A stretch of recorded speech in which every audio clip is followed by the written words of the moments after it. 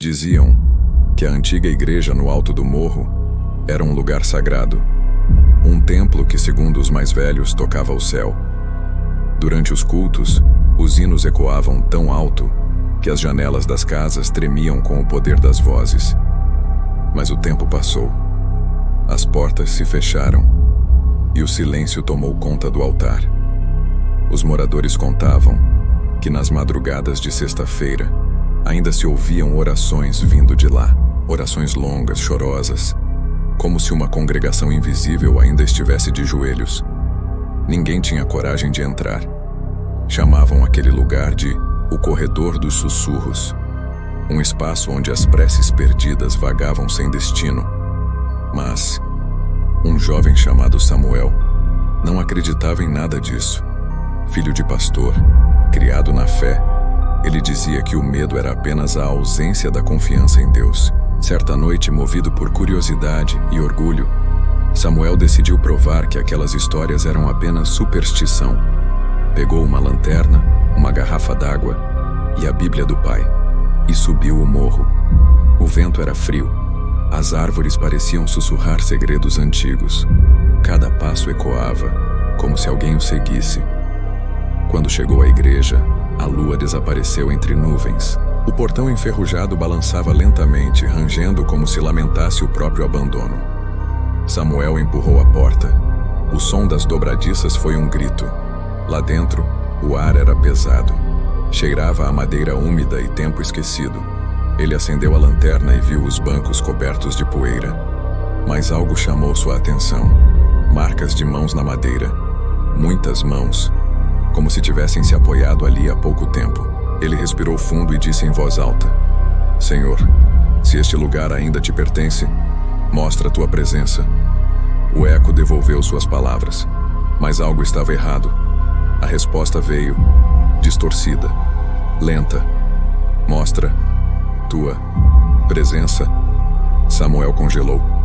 Apontou a lanterna para o fundo da igreja e viu figuras ajoelhadas, sombras, com cabeças abaixadas e mãos erguidas. Ele piscou e elas sumiram. Tentando se acalmar, andou até o púlpito. No caminho, tropeçou em algo. Era uma Bíblia. A capa rasgada trazia um nome em vermelho: Elias Rocha. Samuel reconheceu. O pastor desaparecido 30 anos antes. O último a conduzir um culto naquele templo. Ao abrir a Bíblia, uma página caiu. Nela estava escrito com tinta desbotada: Não ore aqui depois da meia-noite. O céu não escuta. O relógio da torre bateu uma vez. Samuel olhou. Era exatamente meia-noite. E a lanterna apagou. No escuro, um som começou a crescer.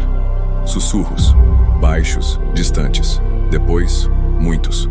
Dezenas, centenas. Como uma multidão orando ao mesmo tempo. Mas as palavras eram desconexas, misturadas.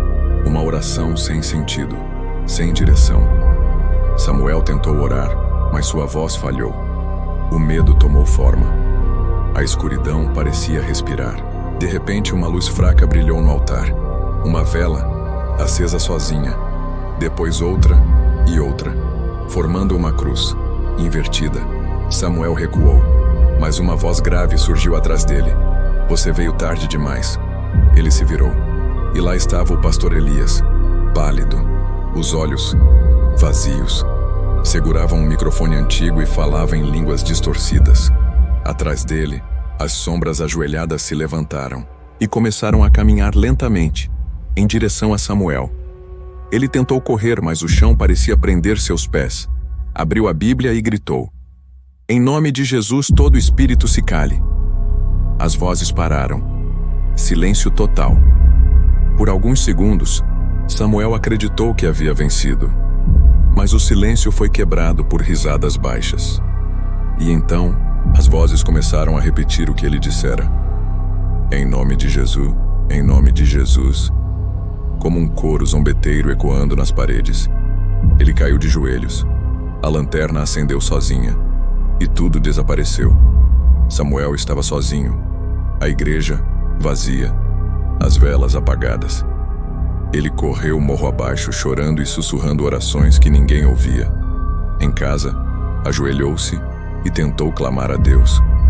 Mas sua voz não saía, nada além de um sussurro. Nos dias seguintes, ninguém mais o ouviu falar, nem na igreja, nem na rua. Alguns diziam que ele havia enlouquecido, outros que nunca mais foi visto. Mas até hoje, nas madrugadas de sexta-feira, quem passa perto da velha igreja jura ouvir uma voz jovem repetindo: Senhor, mostra a tua presença. E quando o vento sopra forte e as janelas batem como se alguém ainda estivesse lá dentro, tentando sair, você teria coragem de entrar no corredor dos sussurros? Ou será que, ao orar lá dentro, a sua voz também deixaria de ser ouvida? Compartilhe esta história antes que ela compartilhe você.